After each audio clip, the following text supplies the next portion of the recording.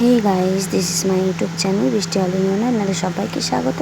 তো আজ আমি চলে এসেছি একটা নতুন ব্লগ নিয়ে, যেটা হচ্ছে যে খুব একটা গুরুত্বপূর্ণ বিষয় নিয়ে আজ আপনাদের কাছে একটা ব্লগ নিয়ে চলে এসেছি। তো আমি সবার শেষে সেই গুরুত্বপূর্ণ বিষয়টি বলবো। তার আগে আমার যে সমস্ত ছোটোখাটো কাজ সেগুলো আমি করে নিই। যেমন এখন আমি সবজিগুলো কেটে নিচ্ছি। তো সবজিগুলো কেটে নেওয়ার পরই আমি সমস্ত রান্না করে তারপর আমি একটু ফ্রি আপ হয়ে আপনাদেরকে পুরো বিষয়টা জানাবো যে আমার সাথে ইউটিউবে কি হয়েছিল। তো পুরো ভিডিওটা স্কিপ না করে পুরো ভিডিওটাই দেখতে থাকুন। আর চ্যানেলে যদি আপনি নতুন হয়ে থাকেন তো অবশ্যই চ্যানেলটিকে গিয়ে সাবস্ক্রাইব করে দিন। আর ভিডিওটি যদি আপনাদের কোনো ভালো লাগে বা উপকার আসতেই পারে তাহলে অবশ্যই একটা লাইক করে দেবেন। আর কমেন্টে জানাতে ভুলবেন না আপনাদের ছোটোখাটো বিষয়গুলি। তো আমি জানি না কতটুকু ব্লগটা ভালো করে করতে পেরেছি কি না। আমার ফোনের সামনের ফ্ল্যাশ ক্যামেরাটা ভেঙে গেছে, সেলফি ক্যামেরাটা ভেঙে গেছে, তাই জন্য আমি ভালো করে ভিডিও করতে পারি না। আমি ব্যাক ক্যামেরায় ভিডিও আপলোড করি এবং ব্যাক ক্যামেরায় শর্ট ভিডিও করি। আর আমি একাই করি শর্ট ভিডিও।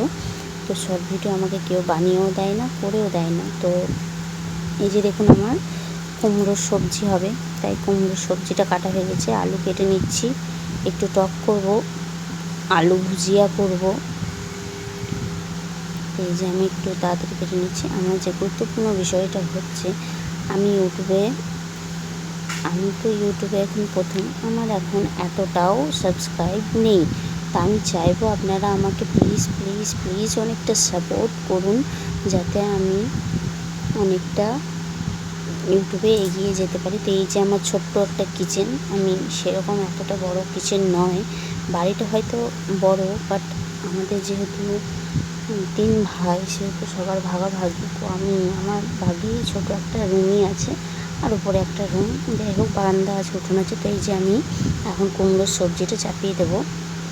এখানে তেলটা গরম হয়ে গেলে আমি পেঁয়াজ লঙ্কা দিয়ে দিয়েছি। এর মধ্যে আমি আলু, কুমড়ো, পুঁই শাকগুলো সমস্ত কিছু দিয়ে একটু ভালোভাবে নেড়েচেড়ে উলিয়ে, এরপর আমি একটু নুন একটু হলুদ ছড়িয়ে ভালো করে নেড়েচেড়ে ঢাকা দিয়ে দেবো।